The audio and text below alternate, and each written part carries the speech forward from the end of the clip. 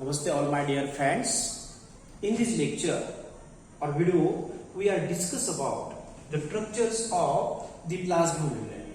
You know that the plasma membrane is the very important cellular boundary, which is also the presence of plasma membrane is the peculiar feature of the cell because they can serve as the very important functions related to the cell.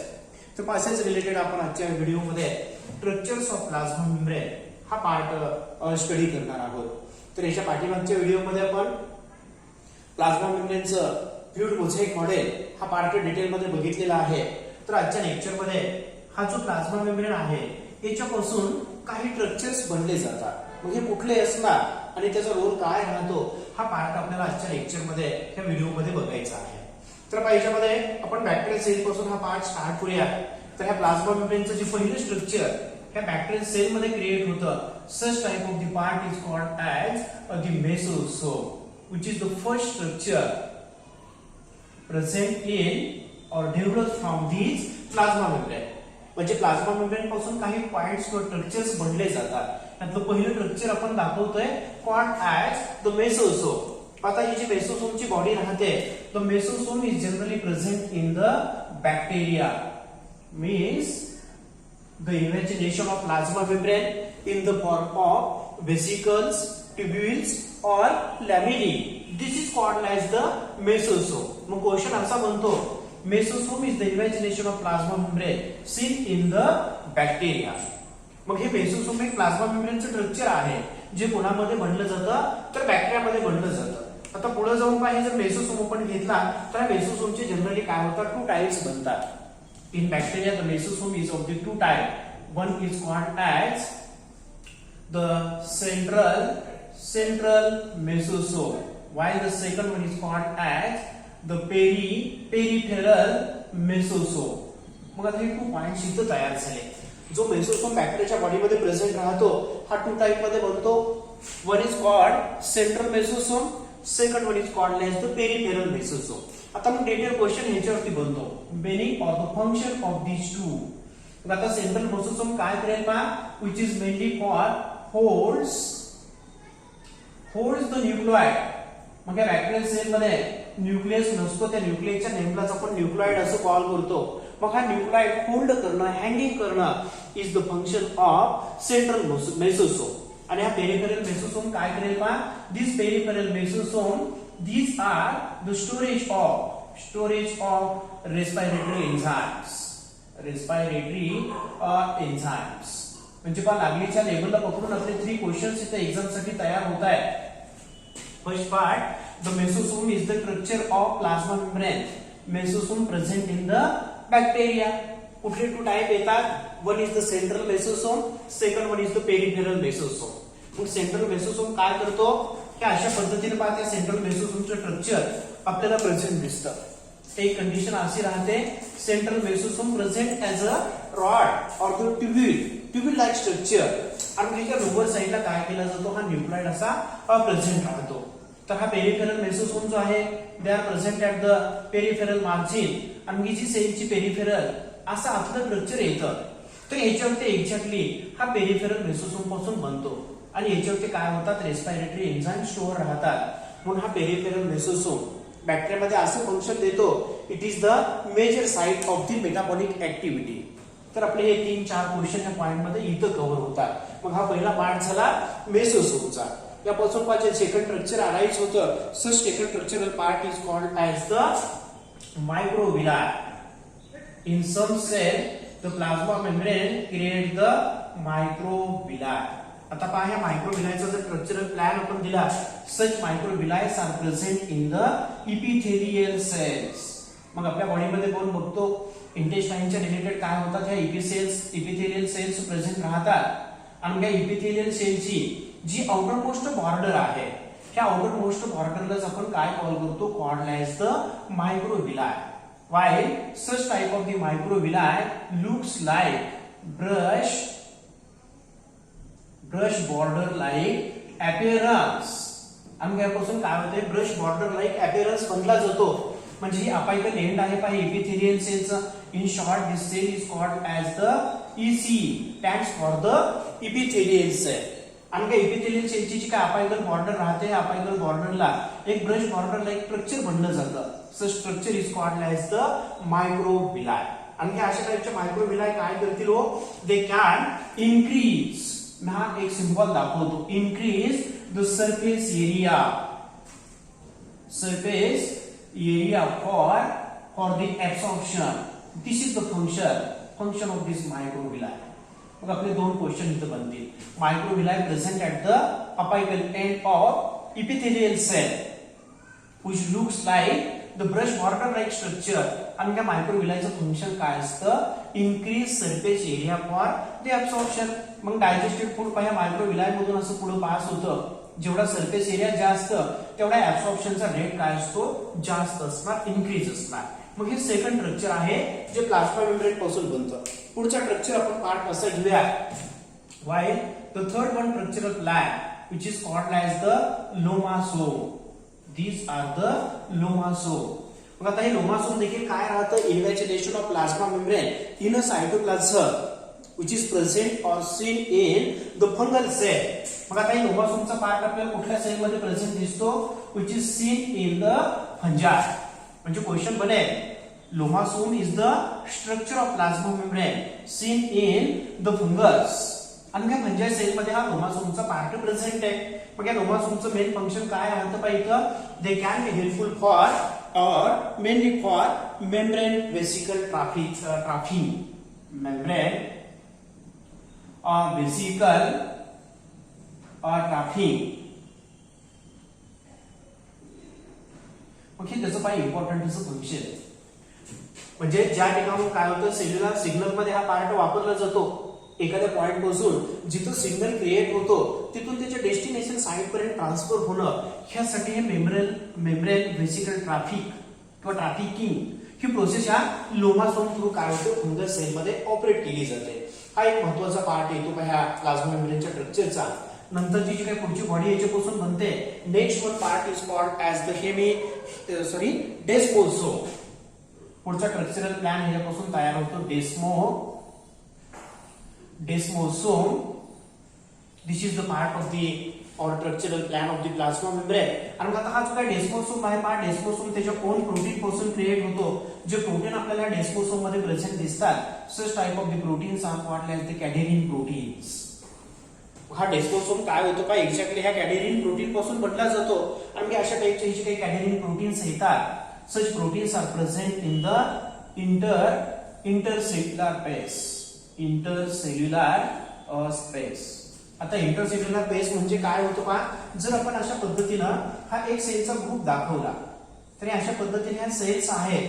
आणि आता या in between the sale जोही आपल्याला अशा टाईपचा पेस present दिसतो, ह्या पेसलाच आपण काय कॉल करतो, कॉल्ड ॲज द इंटरसेल्युलर पेस. आणि मग याच्यामध्ये हे कॅडेरिन प्रोटीनचे हे फायबर्स आपल्याला दिसत आहेत, फिलामेंट्स दिसत आहेत, ज्याला आपण काय कॉल करतो, तर डेस्मोसोम्स असं म्हणतो. मग आता डेस्मोसोमचं मेन फंक्शन काय असू शकणार, the desmosomes are mainly responsible for maintain the mechanical integrity, provide the mechanical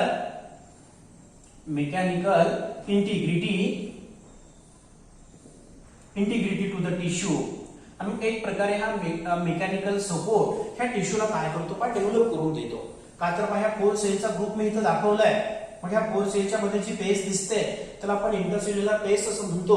आणि in between the intercellular space the desmosomes are present. आणि जिथे ह्या सेलला टिश्यूला ते काय डेव्हलप करतात, it provide the mechanical integrity. असा हा डेस्मोसोमचा रोल असणार. हा पुढचा पार्ट येतो का नेक्स्ट वन याच्यामध्ये, which is called as the hemidesmosome. हे नेक्स्ट स्ट्रक्चर आहे, hemidesmosome. This is the next structure come from the plasma membrane. आणि हा जो हेमिडेस्मोसोमचा पार्ट येतो का, this type of the part is called as the multiprotein complex, which is called as the multi-protein complex. आणि अशा टाइपचा जो काय मल्टीप्रोटीन कॉम्प्लेक्स आहे, हा मेनली हेल्पफुल राहतो का, दिस आर द स्ट्रक्चर हेल्प्स. म्हणजे हे हेमिडेस्मोसोमचं जर वर्क आपण दिलं तर तो अशा पद्धतीने हेल्पफुल राहतो का, की जिथं आपण असा स्ट्रक्चरल प्लॅन दिलेला आहे. This is called as the one membrane simply आपण याला काय कॉल करतो, बेसमेंट मेम्ब्रेन असं म्हणतो. This is the basement membrane. आणि आता बेसमेंट मेम्ब्रेन वरती आपल्याला सेल्युलर सेलचं स्ट्रक्चर प्रेझेंट दिसतं. This are the part of the some of the epithelial cells. आणि आता ह्या इपिथेलियल सेल ह्या बेसमेंट मेम्ब्रेन वरती अशी रेस्ट घेत आहेत. आणि आता ह्या बेसमेंट मेम्ब्रेनला ह्या इपिथेलियल सेल अशा अटॅच राहतात, स्टिक करून राहतात. आणि ह्यासाठी कोण पार्ट हेल्प देतो, दॅट इज द हेमिडेस्मोसोम. म्हणजे हा स्ट्रक्चरल प्लॅन आपण बघूया. हा काय झाला पाहिजे, या ठिकाणी हे असे ग्रीन कलरचं बॉडी मी दाखवतोय. Such type of the green colour body structure is called as the hemidesmosome. आणि हे हेमिडेस्मोसोम काय करणार, it helps in the attachment of or helps in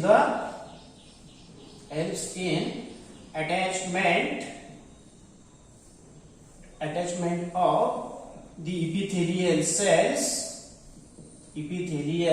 cells to BM. मग आपण त्याला काय म्हणूया, बेसमेंट मेम्ब्रेन असं म्हणूया. मग हे स्ट्रक्चर अशा पद्धतीने बनतं. ह्या इपिथेलियल सेल्स आहेत जे आपल्याला सिंगल लेअर्ड स्ट्रक्चर मध्ये प्रेझेंट दिसतात. आणि epithelial cell always basement membrane वरती रेस्ट घेतात. मग ह्या सेल ज्यावेळेस बेसमेंट मेम्ब्रेनला बांधल्या जातात, अटॅच होतात, त्या पुन्हा थ्रू अटॅच होणार, तर ह्या हेमिडेस्मोसोम याच्या थ्रू अटॅच होणार. असं फंक्शन येतं पाहिजे हेमिडेस्मोसोमचं. याच्यानंतरचा पुढचा पार्ट याच्यामध्ये येतो next one, which is called as the tight junction. This is the tight junction. Okay, tight जंक्शनचा देखील पार्ट काय होतो, ह्या प्लाझ्मा मेम्ब्रेनच्या स्ट्रक्चर पासून आपल्याला बनताना दिसतो. आता पहा, हे टाइट जंक्शन जे राहतं, such type of the tight junction is also called as the occluding junction. Occluding junction. तर त्या पार्टला ऑक्लुडिंग जंक्शन असंही पण सिम्पली कॉल केलं जातं. Or this is the occluding type of the junction. का तर याच्यामध्ये ऑक्लुडिंग टाइपचे प्रोटीन्स प्रेझेंट राहतात, म्हणून त्याला ऑक्लुडिंग जंक्शन असं म्हणतात. आता हे जे काही ऑक्लुडिंग जंक्शन असेल किंवा टाइट जंक्शन असेल, कुठं प्रेझेंट राहतं पहा, they are present in between or they can be developed between the two adjacent animal cells. Such type of the structure present in or two adjacent or animal cells. मग animal sale मध्येच आपल्याला हा tight जंक्शनचा part locate दिसतो. मग suppose आपण हे two cellular structure इथं indicate करूया. Suppose this is the one cellular plan आणि हा सेकंड काय राहतो, this is called as the second cell. Suppose this is the one cell, this is the second cell. आता या दोन सेलच्या मध्ये ऑक्लुडिंग किंवा हे टाइट जंक्शन डेव्हलप होणार. आणि हे टाइट जंक्शन अशा पद्धतीने बनलं जातं की there is the no any leakage of the solute between this two cell. आणि आता टाइट जंक्शनचं मेन रोल किंवा फंक्शन जर आपण दाखवला, तर हे फंक्शन अशा पद्धतीने बनतं. It can prevent the leakage of solutes. हे त्याचं मेन फंक्शन आहे, prevent the leakage of solute in between this two cells. म्हणजे आता ह्या सेलच्या मधून येणार पाहिजे कुठलंही लिक्विड असेल किंवा एखादा कुठलाही लिक्विड असा कॉम्पोनंट राहतो, तर तो कुठलं सोल्यूट किंवा कॉम्पोनंट ह्या जंक्शन मधून असं तो पेनिट्रेट होऊ शकत नाही किंवा तो लीक होऊ शकत नाही. यासाठी सेल काय करतात, ह्या टाइट जंक्शनची प्रोसेस इंडिकेट करतात. म्हणून ज्याला आपण जनरली टाइट जंक्शन असं कॉल करतो.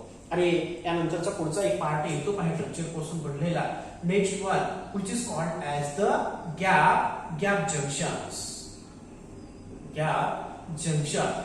आणि हे गॅप जंक्शनचं स्ट्रक्चर देखील आपल्याला ह्या प्लाझ्मा मेम्ब्रेन पासून क्रिएट होताना दिसतं.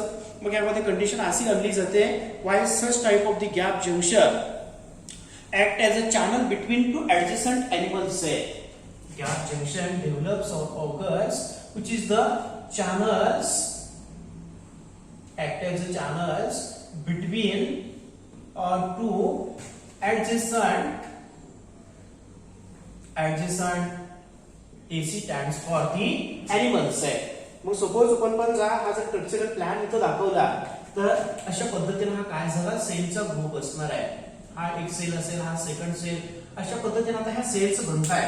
आणि आता in between the animal cell काय तयार होतं, ट्यूब्स बनतात, चॅनल्स बनतात. म्हणजे सपोज हे अशा पद्धतीने चॅनल्स प्रेझेंट असतील. आणि अशा थ्रू आता हे गॅप जंक्शन प्रेझेंट आहे. आणि gap junction through one cell to second cell, ज्या ह्या दोन सेलचा सायटोप्लाझम आहे, जसं आपण प्लांट मध्ये काय म्हणतो, प्लाझ्मोडेस्माटा. which is the bridge between the two cell. मग त्याच पद्धतीने अॅनिमल मध्ये काय येतो, अॅनिमल सेलला हे गॅप जंक्शन्स राहतात आणि त्या गॅप जंक्शन थ्रू ह्या टू सेलचा सायटोप्लाझम आपल्याला काय होतो का कनेक्ट होताना दिसतो. म्हणून असाही क्वेश्चन येतो, in animal cell the cytoplasm of two cell connected by, answer काय येतं गॅप जंक्शन. आणि मग आता गॅप जंक्शन थ्रू जेही आपल्याला आयनिक मॉलिक्युल्स असतील 1 सेल टू सेकंड सेल आपल्याला पास होताना दिसतात, तर पहा ह्या चॅनल मधून ते अशा पद्धतीने मूव्ह होतात किंवा पास होतात. ह्यासाठी काय असतं, त्या ठिकाणी हे गॅप जंक्शन्स आपल्याला प्रेझेंट दिसतात.